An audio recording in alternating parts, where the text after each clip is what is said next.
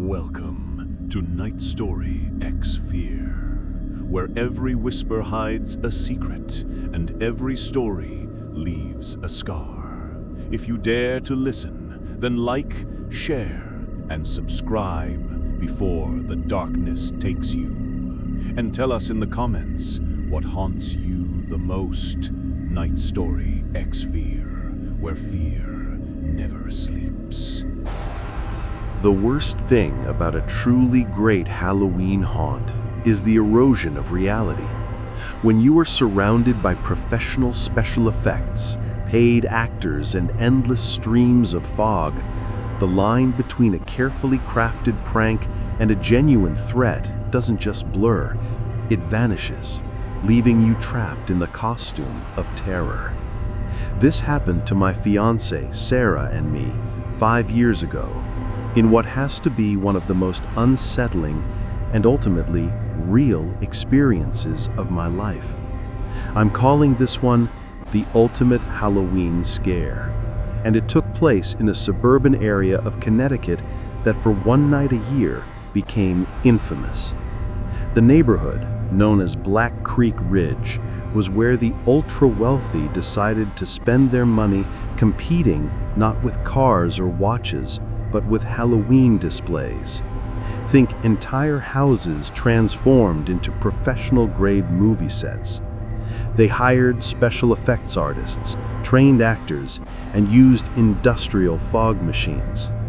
Every year, people would drive for hours just to walk the streets and witness the spectacle. And every year, the final house on the ridge, owned by the family of my college friend Ethan, was the undisputed champion.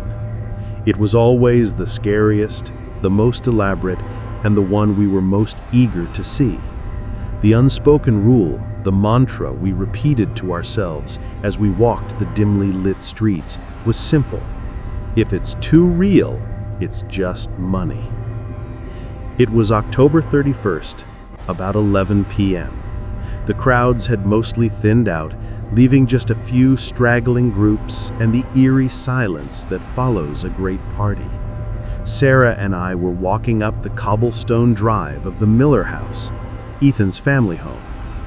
They had always saved the most psychological stuff for the late hours. The house was colossal, framed by ancient oaks, and tonight it was silent, completely dark. No swirling green lights, no theatrical lightning flashes, no thunderous sound effects, just the oppressive black silhouette against a weak quarter moon. The contrast to the earlier houses, which were still pulsating with fake screams and strobe lights, was jarring. This absence of sound, this vacuum, was immediately unsettling. We checked our phones, expecting a message from Ethan, but there was nothing. We figured this was it, the final, ultimate scare. It wasn't a loud, chaotic environment.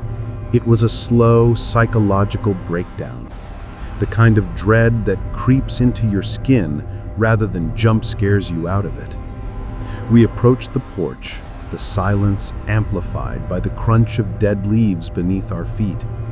I tried the doorbell, but it was dead. I tried the heavy oak door. To our surprise, it yielded with a soft, expensive click. It wasn't just unlocked, it was slightly ajar, maybe half an inch. "This has to be part of it, right?" Sarah whispered, her voice tight. "The door being open is the invitation." I nodded, trying to force a laugh that didn't come. We were expecting a tripwire, a compressed air blast, or maybe a single professional actor lunging out of the darkness. This felt too easy, too quiet. We pushed the door just enough to slip inside, immediately cloaked in an interior darkness that felt thick and dusty. The air inside was cold, much colder than the late October air outside, and it carried a specific scent. Not the artificial, smoky scent of theatrical fog, but something metallic and faintly sweet, like ozone and old perfume. I closed the door behind us, the latch catching with a deep, authoritative thud that instantly sealed the outside world away. The foyer was vast, and our eyes struggled to adjust. We could make out the grand staircase, a large, dark wood console table, and nothing else. There was no theatrical lighting, no flickering LED bulbs, no soundtrack of distant chainsaws. It was just a black, cold void. "Ethan, if this is a joke, it's not funny," I called out, my voice swallowed immediately by the high ceilings. The sound died without an echo, which was unnerving. We slowly moved past the staircase and into what we assumed was the main living area. Here, the house began to feel less like a set piece and more like an abandoned museum. The furniture was draped in large white sheets, making the room look skeletal. This was not a horror prop. This was just the house, waiting. As we navigated the room, stepping carefully around shapes we couldn't identify, we realized the layout didn't match the house Ethan had described over the years. The living room was supposed to be bright, with large, modern windows overlooking the ridge. These windows were covered with thick velvet drapes, and the room felt heavy, old. The only object not covered was a single, high-backed Queen Anne chair, positioned directly in the center of the room, facing the far corner. It was perfectly empty, but its presence felt like a violation of the otherwise uniform silence. Sarah stopped dead in her tracks, clutching my arm so tightly her nails dug into my sleeve. "Liam, stop. This doesn't feel right. This is too quiet for a prank. Where is the friend we're supposed to meet?" I felt a shiver, a cold realization trace its way down my spine. The cold in the room was not localized. It was coming from the hallway leading to the back of the house, a freezing draft that felt like it was passing through a slab of marble. I pulled out my phone to text Ethan again, but the screen displayed that universal mark of isolation. No service. Sarah checked hers. The same. The Miller house was known for having spotty service, but never completely dead. We had gone from an upscale suburban street to complete radio silence in an instant. This added a layer of logistical fear that no Halloween actor could replicate. We were truly cut off. We decided to look for a landline or a kitchen, something familiar. We entered the long, cold hallway. This is where the simple confusion transformed into dread. Hanging on the wall were a series of framed photographs, all tilted slightly. They weren't family photos. They were large, slightly out-of-focus prints of different rooms in the house. The kitchen, the staircase, the corner of the living room, all taken in low light. Below each photo, crudely scratched into the plaster wall, was a single cryptic word: waiting, watching, ready. It was a gallery of surveillance, and the fact that they were tilted seemed deliberate, a subtle imperfection designed to keep you off balance. We finally reached the kitchen, a cavernous, stainless steel space that smelled faintly of stale coffee. On the large central island, the only illuminated thing in the room, caught by a sliver of moonlight filtering through a high transom window, was a small, folded piece of thick cardstock. It was secured to the granite countertop by a simple silver thumbtack. I picked it up, feeling the blood drain from my face as I recognized the familiar script. It was Ethan's handwriting.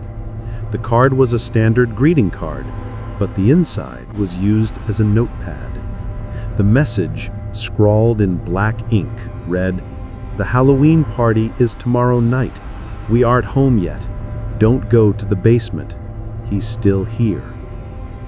This was the pivot point. This note destroyed the entire premise. If Ethan's family wasn't home, if the note was real, then whoever was in the house was not a paid actor. The mask of the prank had been ripped away, and what was left was a raw, primal threat. The fact that the note was clearly left for someone else, mentioning a party that was supposed to be tomorrow, only made the situation more twisted.